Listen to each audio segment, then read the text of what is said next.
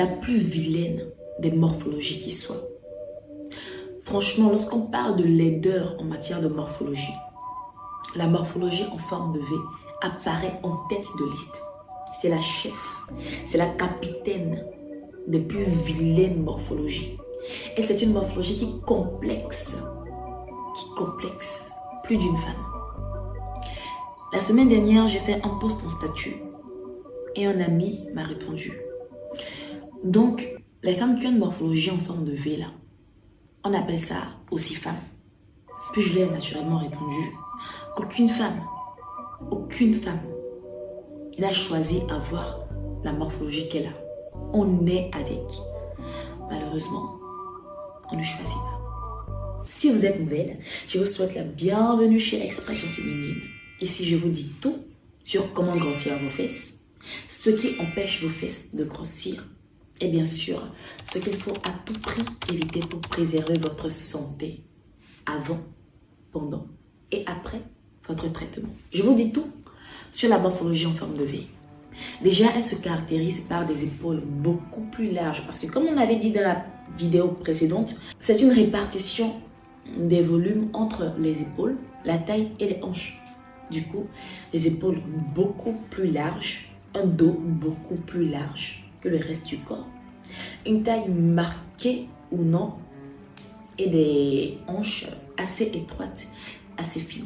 Permettez-moi de vous donner un petit conseil, mesdames. Si vous avez une morphologie en V, si vous avez une morphologie en V, vous n'aurez jamais, je dis bien jamais, laissez-moi répéter, jamais les mêmes résultats qu'une fille qui a une morphologie en forme de H ou en forme de X ou encore en forme de A. La morphologie en V est une morphologie assez complexe. C'est une morphologie qu'il faut étudier, qu'il faut maîtriser, qu'il faut connaître.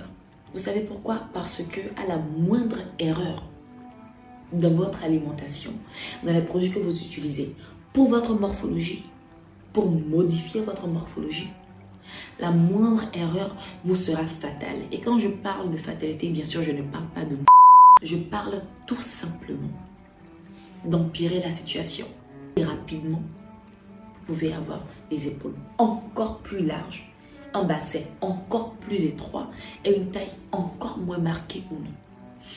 Donc, il est primordial, il est nécessaire de faire très attention à ce que vous mangez, à comment vous le mangez, à quelle fréquence vous le mangez, bien sûr. De faire très attention à ce que vous buvez. Ce n'est pas une morphologie qui se traite comme les autres morphologies. Ce n'est pas une morphologie qui vous donnera le même résultat que les autres morphologies. Ce n'est pas une morphologie avec laquelle vous pouvez espérer un changement immédiat, instantané et radical. Parce que je vous le dis, la morphologie en V, quand on parle de morphologie, on parle de squelette. Et même la chirurgie ne peut pas toucher au squelette. Il y a des manières de traiter la morphologie en V. Prenez l'initiative de m'envoyer des messages en inbox. WhatsApp, bien sûr.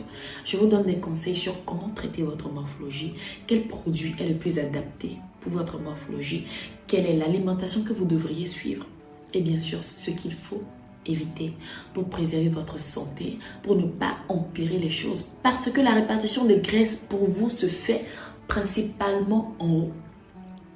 Et quand la répartition des graisses se fait en haut, c'est-à-dire que tout ce que vous mangez, tout ce que vous avalez, tout ce que vous utilisez à travers votre nutrition, votre alimentation, se retrouve là et non là.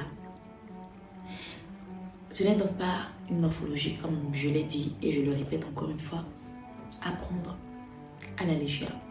Dans les prochaines vidéos, nous parlerons de la morphologie en H et de tous les avantages que vous avez avec cette morphologie et bien sûr aussi des difficultés que vous allez rencontrer lors de l'utilisation de vos produits pour fesses.